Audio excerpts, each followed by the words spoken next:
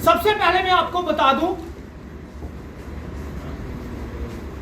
कि 2 महीने की यहां पे छुट्टियां रही, 3 महीने की छुट्टियां कश्मीर में होती हैं, समर वेकेशन और विंटर वेकेशन।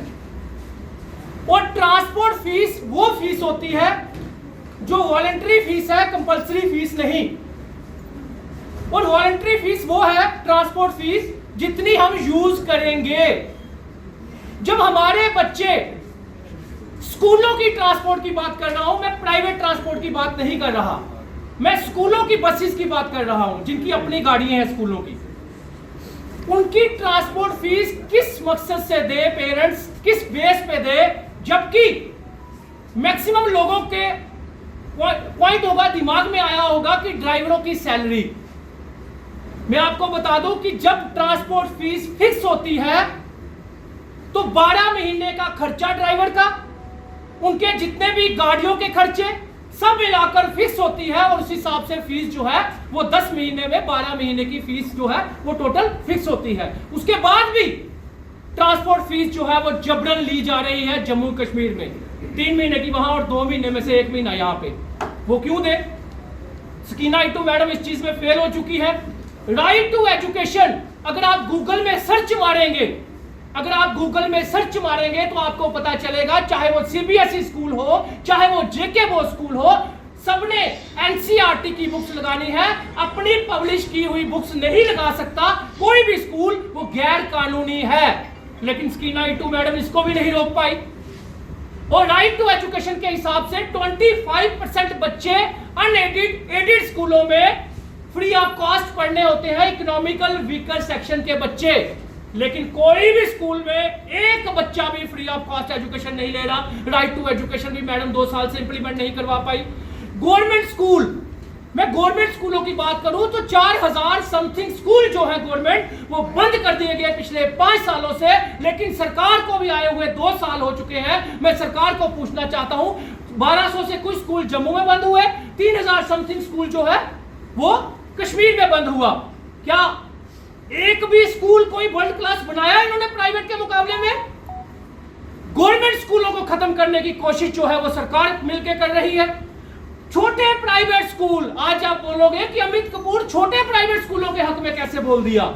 छोटे प्राइवेट स्कूल भी बंद करने की कगार पे है, क्योंकि इतनी एनओसीज लगा दी गई है, इतनी फॉर्मेलिटीज बढ़ा दी गई है। जो बेचारा एजुकेशन देना चाहता है, जो एजुकेशनिस्ट के स्कूल है, जो बिजनेसमैनों के स्कूल नहीं है, उनको बंद करने की कोशिश की जा रही है। एजुकेशन मंत्री का इस्तीफा क्यों ना मांगू, ये बता दीजिए। वहीं पे मैं बात करूं यूनिफॉर्म की। आप मुझे बता दीजिए कि मेरा बच्चा केंद्रीय विद्यालय स्कूल में पढ़ता है, उसकी यूनिफॉर्म जो है वो 500 रुपए की आ जाती है। अगर वहां 3 यूनिफॉर्म भी लगी है, विंटर, समर या ट्रैक सूट, तो वो 1500 रुपए की टोटल होगी। लेकिन प्राइवेट स्कूलों में बुक यूनिफॉर्म जो है पर्टिकुलर शॉप पे हर साल चेंज कर दी जाती है। विंटर की अगर इस साल कोई बच्चा लेता है, 6 महीने के बाद उसको चेंज कर दी जाती है और 3-3, 5-5 हजार रुपए की यूनिफॉर्म लेनी पड़ती है। जब ये भी सकीना इट्टू मैडम नहीं रोक पा रही तो एजुकेशन मंत्री का इस्तीफा क्यों ना मांगू? फिर किंडरगार्टन का घोटाला, पूरे देश में छोड़िए, जम्मू कश्मीर की बात कर रहा हूं। सकीना इट्टू मैडम को शायद पता नहीं, करोड़ों अरबों रुपए का घोटाला प्लेवे के नाम से, किंडरगार्टन के नाम से चल रहा है, जिनके पास कोई भी परमिशन नहीं। तो सकीना इट्टू का इस्तीफा मैं क्यों ना मांगू, ये बता दीजिए। वही मैं बात करूं, आप आज के टाइम अगर चेक करोगे तो मैंने हमेशा ये बात कही है कि एफआरसी 3 सालों के ऑर्डर की सीबीआई जांच करवाई जाए। अगर मैं गलत निकलता हूं तो मुझे जेल भेज दीजिए, अगर मैं सही हूं तो सिर्फ उनकी ऑर्डर कैंसिल करके जम्मू कश्मीर को लुटने से बचा लीजिए। क्यों सीबीआई की जांच नहीं हो रही? और सकीना इट्टू मैडम को कहना चाहता हूं, जो आप हाई कोर्ट के ऑर्डर भी नहीं मानते, ऑनरेबल हाई कोर्ट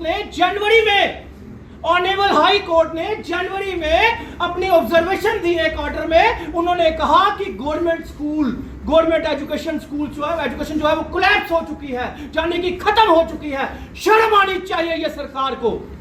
शर्म आनी चाहिए उमर साहब की सरकार को और एजुकेशन मंत्री साहिबा को कि एक हाई कोर्ट ऑनरेबल कोर्ट में ये बात कही जा रही है कि आपका एजुकेशन सिस्टम कोलैप्स हो चुका है। छोटे प्राइवेट स्कूलों को एनओसी के नाम से आप बंद करने की कगार पे हो और माफियाओं के स्कूलों के नाम से आप पेरेंट्स को लुटवा रहे हो। आज के टाइम जम्मू कश्मीर में इतनी मंदी चल रही है, लोगों के पास खाने को पैसे नहीं है, कोई किसी तरफ बाढ़ आ रही है, किसी तरफ कुछ हो रहा है। भद्रवाह में कुछ ऐसे स्कूल्स हैं, यहाँ पे नई बिल्डिंग बनाने के बाद भी वहां के एजुकेशन डिपार्टमेंट ने अपने घर बना लिए, लेकिन बच्चों को वही कोलैप्स बिल्डिंगों में बिठाया जा रहा है। कौन जिम्मेवार है? क्यों ना मैं इस्तीफा मांगू? क्यों ना हमसे? किसकी नाइटू मैडम? या तो आपको नॉलेज नहीं या फिर आप प्राइवेट स्कूलों से मिलकर दांतली चला रहे हो।